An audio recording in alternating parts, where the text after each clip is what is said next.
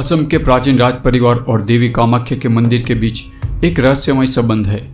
सदियों से इस परिवार के सदस्यों को मंदिर में प्रवेश करने की अनुमति नहीं है। लोग कहते हैं कि यह निषेध श्राप का परिणाम है, लेकिन इस श्राप के पीछे की कहानी आज भी इतिहास के पन्नों में पढ़ा जा सकता है।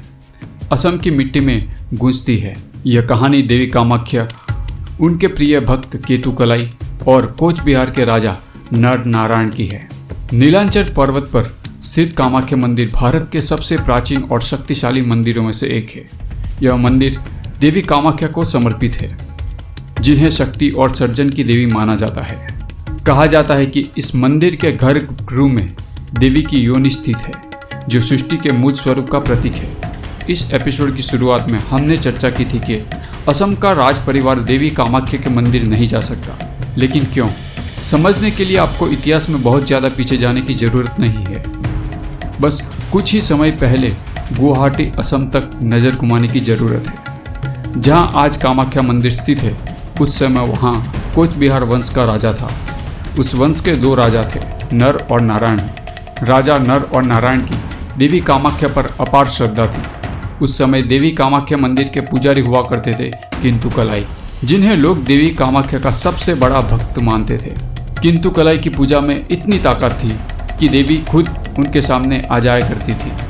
पूरा असम और आसपास का इलाका यह मानता था कि अगर केतु कलाई ने देवी कामाख्या से कोई प्रार्थना कर ली तो उनकी वो प्रार्थना देवी जरूर सुनती है।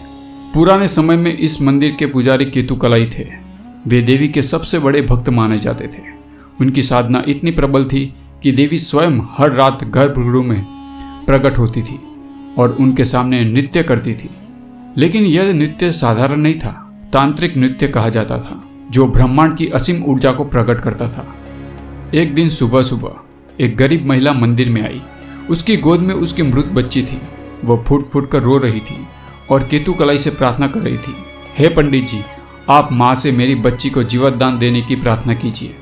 मैं बिना अपनी बच्ची के जीवित नहीं रह सकती। केतु कलाई ने समझाया, जीवन और मृत्यु देवी के हाथ में है, मैं केवल एक माध्यम हूँ।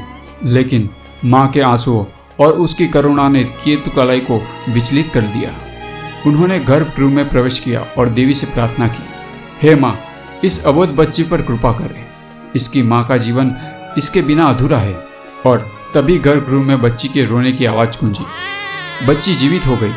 इस चमत्कार ने पूरे असम में केतु कलाई की महिमा फैला दी।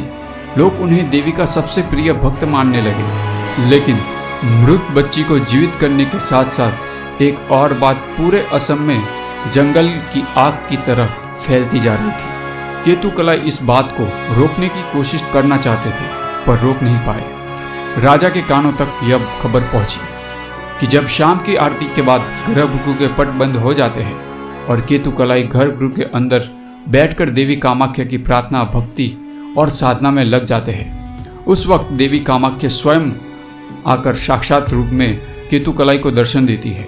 बल्कि देवी कामाख्या केतु कलाई की भक्ति से प्रसन्न होकर बिना किसी वस्त्र के निर्वस्त्र होकर खुशी में झूमती हुई नृत्य करती है। यह कैसा नृत्य था जिसे तंत्र शास्त्र में ब्रह्मांड की असीम ऊर्जा से भरा नृत्य कहा जाता है। इसे आप अंग्रेजी में कॉस्मिक डांस भी कह सकते हैं। लेकिन केतु कलाई ने कभी भी आंख खोलकर माँ को देखा नहीं था, क्योंकि माँ यह नहीं चाहती थी कि कोई भी उन्हें नृत्य करते हुए देखे। केतु कलाई को बस माँ के आभूषणों की आवाज़ आई थी और वो कामाख्या देवी को अनुभव कर भक्ति में लीन रहते थे। जब तक केतु कलाई की साधना और भक्ति चलती, तब तक देवी कामाख्या गर्भगृह के अंदर इस तरह से नृत्य करती और केतु कलाई का रोम रोम जागृत हो जाता। उनकी आंखों से आंसू की धार बहने लगती। यह बात जैसे ही राजा तक पहुंची, राजा ने बहुत बड़ा निर्णय लिया और वो खुद केतु कलाई से मिलने निकल गए। राजा नर नारायण आगे क्या करेंगे और राजा के आने से देवी क्या करेगी? क्या देवी पूरे कामाख्या पूरे प्रदेश का सर्वनाश कर देगी? जानने के लिए देखते रहे। चैनल पर नए हो तो चैनल को सब्सक्राइब कर लीजिए।